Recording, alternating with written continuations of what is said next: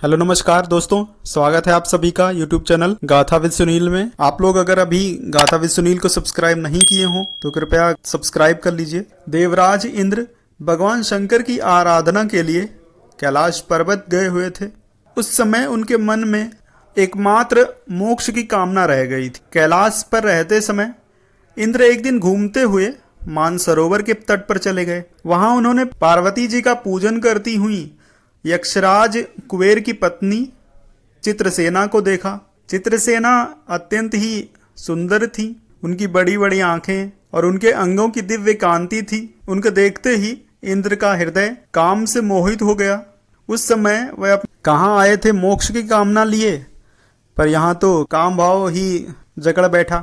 इसके बाद इंद्र ने कामदेव का स्मरण किया। कामदेव प्रकट हुए। उन्होंने कहा कि नाथ, मुझसे जो कार्य लेना है आज्ञा कीजिए, बताइए इस समय कौन आपका शत्रु बना हुआ है। इंद्र ने कहा, कामदेव वो देखो जो पार्वती जी की पूजन कर रही हैं, उन विशाल नयनों वाली स्त्री को तुम काम भावना से भर दो। इंद्र के ऐसा कहने पर कामदेव ने अपने पुष्पक में धनुष पर बाण रखकर मोहन मंत्र का स्मरण किया और वो बाण उन्होंने उस कमल नयनी स्त्री पर छोड़ दिया। कामदेव द्वारा पुष्प बाण से मोहित हुई वह बाला काम भाव से बेवल हो उठी और पूजा छोड़कर इंद्र की ओर देखकर मुस्कुराने लगी। इंद्र उसको अपनी ओर निहारते देखकर बोले, चंचल नेत्रों वाली तुम कौन हो जो मेरे मन को भी मोह ले रही हो। काम बाण से व्याकुल वो स्त्री बोली कि मैं कुबेर की पत्नी एक यक्ष कन्या हूँ और पार्वती जी के चरणों की पूजा करने के लिए ही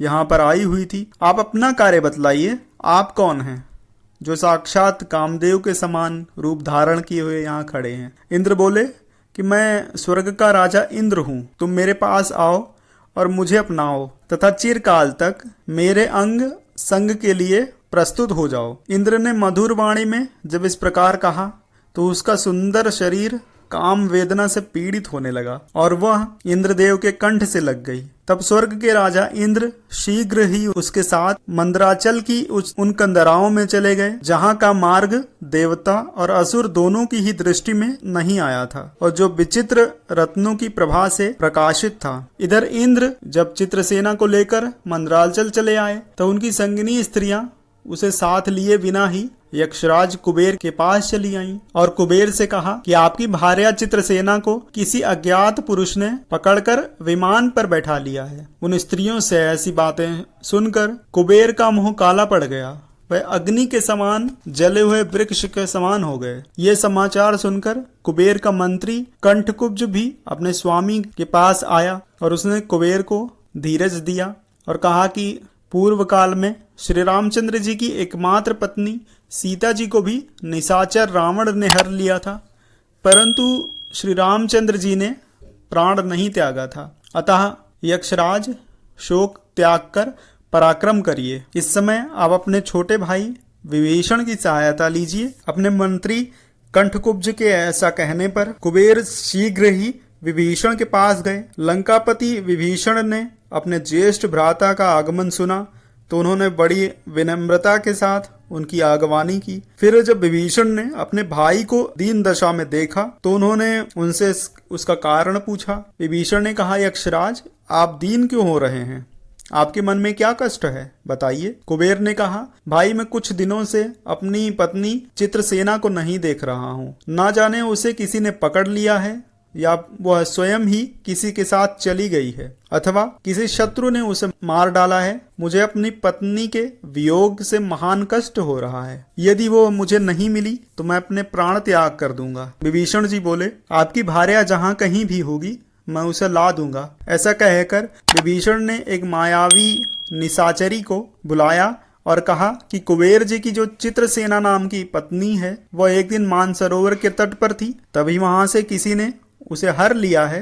तुम इंद्र आदि लोकपालों के भवनों में जाकर और देखकर ये पता लगाओ कि वो कहाँ पर है। वह निशाचरी माया रूपी शरीर धारण करके इंद्रादि देवताओं के महलों में खोज करने के लिए स्वर्गलोक गई। उस निशाचरी ने ऐसा सुंदर रूप बनाया हुआ था जिसकी एक ही दृष्टि पड़ने से पत्थर भी मोहित हो सकता था। इसी समय देवराज इंद्र भी चित्रसेना के भेजने से उतावली के साथ नंदनवन के दिव्य पुष्प लेने के लिए मद्राचल से स्वर्गलोक में आए थे। वहां अपने स्थान पर आई हुई उस अत्यंत रूपवती रमणी को, जो कि मधुर गान कर रही थी, देखकर देवराज फिर से काम के वशीभूत हो गए। तब देवेंद्र ने उसे जैसे भी हो अपने अंतःपुर में बुलाने के लिए देववैद्य अश्वनी कुमारों को उसके पास भेजा। दोनों अश्वनी कुमार उसके सामने जाकर खड़े हुए और कहने लगे कि आइए, देवराज इंद्र ने आपको बुलाया है। उन दोनों के ऐसा कहने पर उस सुंदरी ने कहा, यदि देवराज इंद्र स्वयं ही मेरे पास आएंगे तभी मैं उनकी बात मानूंगी, अन्यथा बिल्कुल नहीं। तब अश्वनी कुमारों ने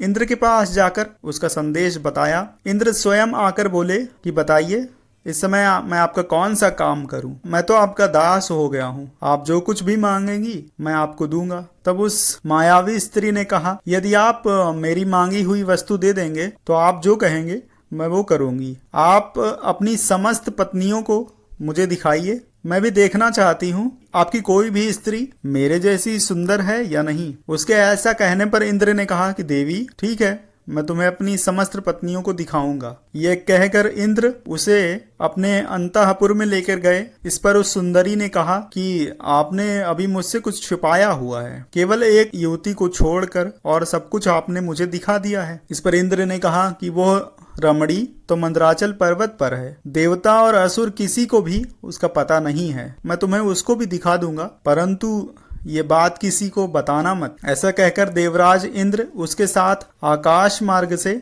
मद्राचल की ओर चले। जिस समय वह सूर्य के समान कांतिमान विमान से चले जा रहे थे, उसी समय उन्हें आकाश में देवर्षि नारद का दर्शन हुआ। नारद जी को देखकर इंद्र थोड़े लज्जित हुए, लेकिन फिर भी उन्हें नमस्कार करके पूछा कि महामुनि, आप कहाँ जा रहे हैं? नारद जी ने आशीर्वाद देते हुए कहा कि देवराज, आप सुखी रहें, मैं तो इस समय मानसरोवर पर स्नान करने जा रहा हूँ। फिर उन्होंने उस मायावी नाड़ी जंघा को पहचान लिया और कहा, नाड़ी जंघा, कहो महात्मा, राक्षसों का कुल सब कुशल है ना? तुम्हारे भाई विभीषण तो ठीक है ना? नारद जी की बात सुनते ही उसका मुंह भय से काला पड़ गया। देवराज इंद्र भी बहुत आश्चर्य में पड़ गए और मन ही मन कहने लगे कि इस दुष्टा ने तो मुझे छल लिया है। नारद जी वहां से कैलाश पर्वत के निकट मानसरोवर में स्नान करने के लिए चले गए। तब इंद्र ने उस राक्षसी का वध करने के लिए मद्राचल पर, जहां महात्मा तृणबिंदु का आश्रम था, वहां पर आए और थोड़ी देर विश्राम करके वह उस नाड़ी जंघा राक्षसी के केश को पकड़कर उसे मारना ही चाहते थे कि इतने में महात्मा तृणबिंदु अपने आश्रम से बाहर निकलकर वहां आ गए। इंद्र के द्वारा पकड़ी जाने पर वह मायावी राक्षसी बहुत तेजी से विलाप करने लगी थी। महातपस्वी तृणबिंदु ने इंद्र से कहा कि हमारे तपोवन में इस महिला को मत मारिए और छोड़ दीजिए, लेकिन मुनि ऐसा कह ही रहे थे कि इंद्र ने अपने वज्र से उस राक्षसी को मार ही डाला। इस पर मुनि इंद्र की ओर देखकर बहुत ही क्रोधित हो उठे और बोले कि हे दुष्ट, मेरे तपोवन में तुमने इस युवती का वध किया है, इसीलिए तुम मेरे शाप से स्त्री हो जाओगे। इंद्र बोले कि नाथ, मैं तो देवताओं का स्वामी इंद्र हूँ और ये स्त्री एक महादुष्टा राक्षसी थी, इसीलिए मैंने इसका वध किया है। आप इसके लिए मुझे शाप ना दें। इस पर मुनि ने कहा कि अवश्य ही मेरे तपोवन में दुष्ट और साधु पुरुष भी आते रहते हैं, परंतु मेरी तपस्या के प्रभाव से वह किसी का वध नहीं करते, किसी का अहित नहीं करते। लेकिन तुमने मेरे तपोवन की मर्यादा भंग की है और तुम शाप के ही योग्य हो। मुनि के ऐसा कहते ही स्त्री योनि को प्राप्त हुए इंद्र अपना पराक्रम और शक्ति खोकर स्वर्ग लौट आए और उन्होंने लज्जा और दुख के कारण देवताओं की सभा में बैठना ही छोड़ दिया। इधर देवता भी इंद्र के स्त्री रूप में परिवर्तित हुआ देखकर बहुत दुखी हुए। उसके बाद सभी देवता और इंद्र की पत्नी सची को साथ लेकर ब्रह्मा जी के पास गए और ब्रह्मा जी से बोले, हे ब्रह्मा जी, इंद्र तो मुनि के शाप से स्त्री बन गए हैं। तो ब्रह्मा जी ने कहा कि इसमें उस महात्मा तृणबिंदु मुनि का कोई अपराध नहीं है। इंद्र अपने कर्म के प्रभाव से ही स्त्री रूप को प्राप्त हुए हैं। इंद्र ने बहुत बड़ा अन्याय किया है जो कुबेर की पत्नी चित्रसेना का गुप्त रूप से अपहरण कर लिया है। इतना ही नहीं,